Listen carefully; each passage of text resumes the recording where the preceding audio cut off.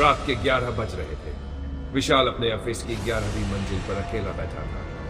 पूरी इमारत लगभग खाली हो चुकी थी, सिर्फ सिक्योरिटी गार्ड नीचे मौजूद था। विशाल ने अपने लैपटॉप को बंद किया, फाइलें समेटी और कुर्सी से उठकर एक लंबी सांस ली। आज फिर देर हो गई, उसने बुदबुदाया और अपने फोन की स्क्रीन पर देखा। कोई मिस्ड कॉल नहीं, कोई मैसेज भी नहीं। वह तेजी से बाहर निकला और लिफ्ट के पास जाकर बटन दबाया।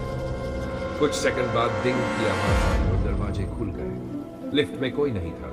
विशाल अंदर दाखिल हुआ और ग्राउंड फ्लोर का बटन दबा दिया। लिफ्ट धीमे धीमे नीचे जाने लगी, लेकिन तभी अचानक लिफ्ट झटके से रुक गई। रोशनी एक बार छपकी और फिर अजीबोगरीब लाल रंग में बदल गई। क्या हुआ?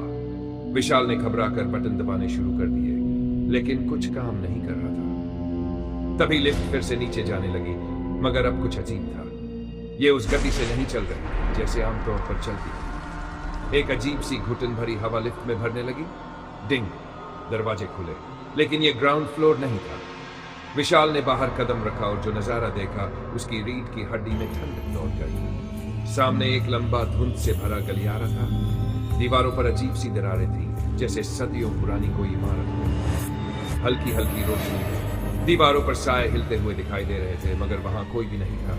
ये कहां है? विशाल ने कांपती आवाज में कहा। तभी उसके कानों में एक फुसफुसाहट गूंजने लगी, जैसे कई लोग एक साथ कुछ बोल रहे हों। उसने पीछे मुड़कर लिफ्ट में वापस जाने की कोशिश की, लेकिन लिफ्ट गायब हो चुकी थी। अब वह पूरी तरह इस अजीब जगह में फंस चुका था। विशाल ने डरते डरते आगे कदम बढ़ाया। उसकी सांसें तेज हो चुकी थी। हर कदम पर उसे लग रहा था कि कोई उसे देख रहा है।